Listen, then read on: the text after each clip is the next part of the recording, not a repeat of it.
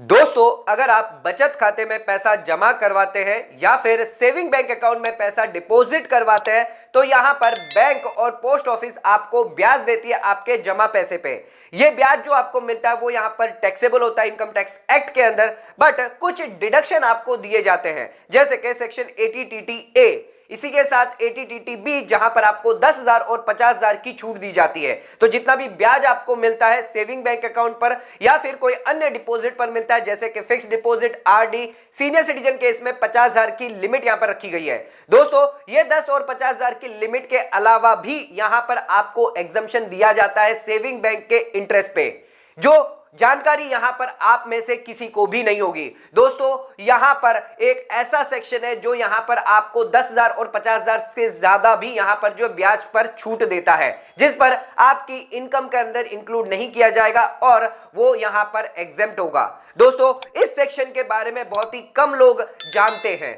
तो दोस्तों, आज का वीडियो आपके लिए बहुत ज्यादा इंपॉर्टेंट होने वाला है। अगर जो सेक्शन हम आपको बताने वाले हैं जिसके अंदर आपको एडिशनल यहां पर छूट मिलने वाली है, जो भी सेविंग बैंक अकाउंट का जो इंटरेस्ट होगा जिस पर एडिशनल 10,000 के ऊपर या 50,000 के ऊपर आपको कितनी छूट मिलेगी, और इस सेक्शन की पूरी जानकारी यहां पर देने वाले हैं। अगर अभी तक आपको इस सेक्शन के बारे में नहीं पता है तो नीचे कमेंट करके हमें जरूर बताइएगा इस सेक्शन के बारे में, और इसका एग्जाम्पल के थ्रू आपको समझाएंगे कि कितनी आपको छूट मिलने वाली है।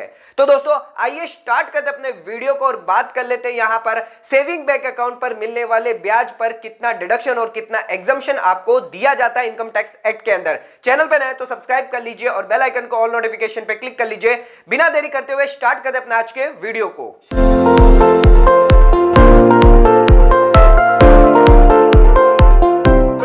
आइए स्टार्ट करते अपने वीडियो को और यहां पर बात कर लेते हैं सेविंग बैंक डिपॉजिट पर मिलने वाले ब्याज की छूट, जो यहां पर आपको सेक्शन 80TT ए और 80TT बी के अंदर दी गई है। इसके अलावा भी एक और सेक्शन है जिसके अंदर आपको एग्जम्पशन दिया जाता है। तो दोस्तों, सबसे पहले हम बात करते हैं सेक्शन 80TT ए के बारे में। तो सेक्शन 80TT ए के अंदर साफ साफ दिया गया है कि यहां पर आपको डिडक्शन मिलेगा जो भी ब्याज आप सेविंग बैंक डिपॉजिट से कमा रहे हैं। कितना मिलेगा, किन लोगों को मिलेगा, इसके बारे में बात कर लेते हैं। तो यहां पर जो आपकी ग्रॉस टोटल इनकम होगी उसमें से यहां पर आपको डिडक्शन मिल जाएगा सर 10,000 रुपए तक का आपको डिडक्शन मिलेगा अगर आप इंडिविजुअल है, एचयूएफ है। दोस्तों, ध्यान रखिएगा यहां पर 80TT बी के तहत अगर कोई सीनियर सिटीजन है उसको यहां पर 10,000 की छूट नहीं मिलेगी। उसके लिए अलग से सेक्शन की यहां पर छूट दी गई है, यानी 50,000 की यहां पर सीनियर सिटीजन को अलग से दी गई है।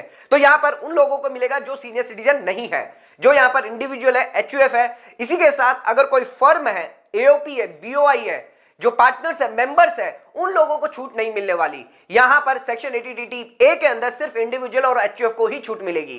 कितनी मिलेगी यहां पर छूट? यहां पर 10,000 तक, यहां पर 10,000 रुपए के इंटरेस्ट तक आपको छूट मिलेगी।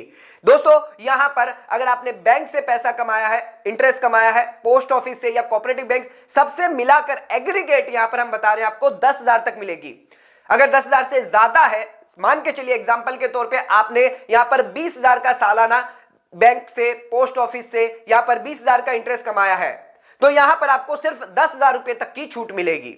10,000 से ज्यादा यहां पर आपको छूट नहीं मिलेगी 80TT ए के तहत। इसी के साथ दोस्तों, अब यहां पर बात कर लेते हैं सेक्शन 80TT बी के बारे में। तो 80TT ए के अंदर तो हमने देख लिया था कि यहां पर जो नॉन सीनियर सिटीजन है उन लोगों को 10,000 तक की छूट दी गई है, लेकिन 80TT बी के अंदर अगर आप सीनियर सिटीजन है, सिर्फ सीनियर सिटीजन को यहां पर जो छूट दी जाएगी जो रेसिडेंट इंडिविजुअल है एंड जिसकी एज 60 साल या उससे ज्यादा है। तो दोस्तों, आपको यहां पर ना ही सिर्फ सेविंग बैंक अकाउंट पर, बल्कि अगर आपने फिक्स्ड डिपॉजिट करवाया उसके ब्याज का पैसा आपको मिल रहा है, या फिर अगर आपने आरडी करवाई है उस पे ब्याज का पैसा आपको मिल रहा है, तो उस पर भी आपको यहां पर छूट दी जाएगी। तो saving bank account, fixed deposit पे इंटरेस्ट पे, आरडी के इंटरेस्ट पे यहां पर आपको 50,000 तक की छूट दी जाएगी। यहां पर आपको सेक्शन 80TT ए के अंदर यहां पर कोई छूट नहीं दी जाएगी। अगर जो सीनियर सिटीजन है 10,000 की आपको कोई छूट नहीं मिलेगी, बट 80TT बी के तहत 50,000 की आपको छूट मिलेगी।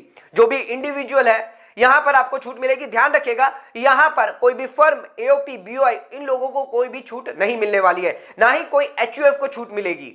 इसी के साथ दोस्तों ध्यान रखिएगा, यहां पर जो है आपको 50,000 तक एग्रीगेट ये छूट मिलने वाली है। चाहे आपने बैंक से कमाई हो, पोस्ट ऑफिस से कमाई हो, तो सालाना यहां पर आपने 70,000 का इंटरेस्ट टोटल यहां पर एग्जांपल के तौर पे मान के चलते हैं कि इंटरेस्ट आपने कमाया है, इसमें से 50,000 आपको छूट मिल जाएगी, बाकी का जो 20,000 है वो यहां पर आपके लिए टैक्सेबल हो जाएगा। अब दोस्तों यहां पर बात कर लेते हैं उस सेक्शन के बारे में जो यहां पर आपको ATTT A और ATTT B से ज्यादा का यहां पर छूट देने वाली है ब्याज पे। तो यहां पर है सेक्शन 10(15)I जो बात करता है यहां पर इंटरेस्ट, अगर आप किसी भी बॉन्ड्स के अंदर निवेश करते हैं, किसी भी सिक्योरिटी के अंदर निवेश करते हैं, तो यहां पर आपको ब्याज का जो पैसा मिलता है वो एग्जेम्प्ट होता है। इसी के साथ दोस्तों यहां पर सरकार द्वारा जो नोटिफिकेशन जारी किया गया जिसके अंदर अमेंडमेंट किया गया, और अब यहां पर जो है आपको इंटरेस्ट, अगर आप पोस्ट ऑफिस में, अगर आपसे पोस्ट ऑफिस के अंदर के सेविंग बैंक अकाउंट है जिसके अंदर आपको ब्याज का पैसा मिल रहा है, तो यहां पर 3500 रुपीज तक एग्जेम्प्ट होगा। इसी के साथ यहां पर कोई इंडिविजुअल है तो 3500 रुपए आपको मिलेंगे छूट, और अगर कोई ज्वाइंट अकाउंट अगर करता है, दो अकाउंट मिलाकर अगर कोई ज्वाइंट अकाउंट कर रहा है तो उसे 7,000 तक की छूट मिलेगी।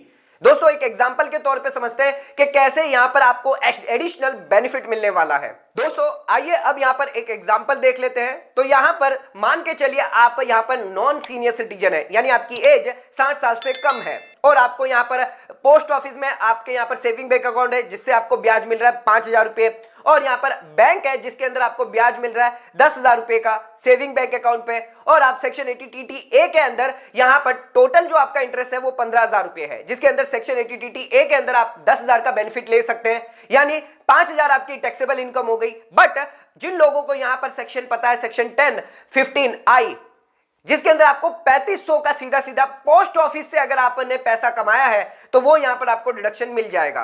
तो दोस्तों 15,000 में से आपका 10,000 तो ATTT A का हो गया, और 3500 यहां पर जो है आपका 10(15)I का हो गया, यानी 1500 ही सिर्फ आपकी टैक्सेबल इनकम होगी। इसी के साथ अगर आप सीनियर सिटीजन है तो उस केस में भी 50,000 से ज्यादा 3500 की यहां पर आप जो है एक्स्ट्रा एडिशनल बेनिफिट ले सकते हैं, यानी अगर आपका 75,000 का यहां पर जो इंटरेस्ट होता है जिसमें से 50,000 आप जो है यहां पर ATTT B के तहत इंटरेस्ट का डिडक्शन ले सकते हैं, और 3500 और जो है यहां पर 10(15)I के तहत यहां पर डिडक्शन एग्जम्पशन ले सकते हैं। दोस्तों ध्यान रखिएगा, अगर यहां पर आप ज्वाइंट अकाउंट करवाते हैं तो आप 3,500 नहीं बल्कि यहां पर आप 7,000 तक का बेनिफिट ले सकते हैं। सो दोस्तों यहां पर अगर आपका ब्याज का पैसा आ रहा है, पोस्ट ऑफिस से पैसा आ रहा है, ध्यान रखिएगा यहां पर अगर पोस्ट ऑफिस से ही सिर्फ पैसा आ रहा है, पोस्ट ऑफिस से ही आपके 15,000 का सिर्फ इंटरेस्ट आ रहा है, तो भी यहां पर आपको जो है 3500 का बेनिफिट दिया जाएगा, यानी 10,000 का आपका सेक्शन ATTT A से यहां पर डिडक्शन मिलेगा, और इसी के साथ ही यहां पर और 3,500 का यहां पर आपको जो है एग्जम्पशन दिया जाएगा। इसी के साथ दोस्तों यहां पर आप फॉर्म 15G या फॉर्म 15H जमा करवा देते हैं, बैंक को डिक्लेरेशन कर देते हैं, यानी आपका ब्याज लिमिट से ज्यादा है, 10,000 से ज्यादा है, 50,000 से ज्यादा है, 10,000 और 50,000 के अंदर है तो बैंक आपका TDS डिडक्ट नहीं करती, बट 10,000 से ज्यादा का ब्याज है या फिर 50,000 से ज्यादा का अगर आपका ब्याज है तो बैंक यहां पर आपका TDS डिडक्ट करती है, जिस केस में अगर आपकी टोटल इनकम यहां पर 2.5 लाख से ज्यादा नहीं है नॉन सीनियर सिटीजन के केस में, और सीनियर सिटीजन के केस में 3 लाख और 5 लाख से ज्यादा नहीं है,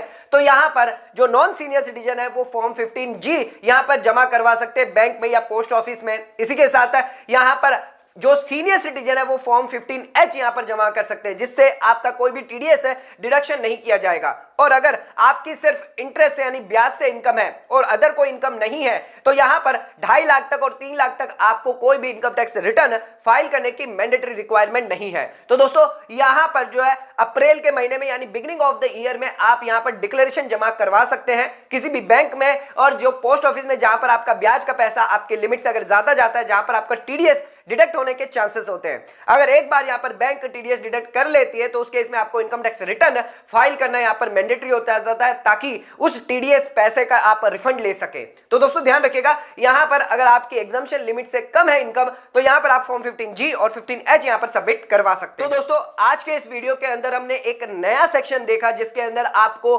पोस्ट ऑफिस द्वारा अगर आप सेविंग बैंक अकाउंट रखते हैं तो यहां पर आपको एडिशनल 3500 रुपए का यहां पर जो इंटरेस्ट की छूट मिलती है। दोस्तों 10,000 ATTT A के तहत और 50,000 ATTT B के तहत तो आपको छूट मिलती है। इसके अलावा अगर पोस्ट ऑफिस से अगर आपका ब्याज आ रहा है तो 3500 रुपए एडिशनल आपको इसके ब्याज की छूट मिलती है। दोस्तों इस सेक्शन के बारे में अगर आपको पहले से नहीं पता था तो नीचे हमें कमेंट करके जरूर बताइएगा। वीडियो पसंद आया तो चैनल को सब्सक्राइब जरूर करिएगा। धन्यवाद।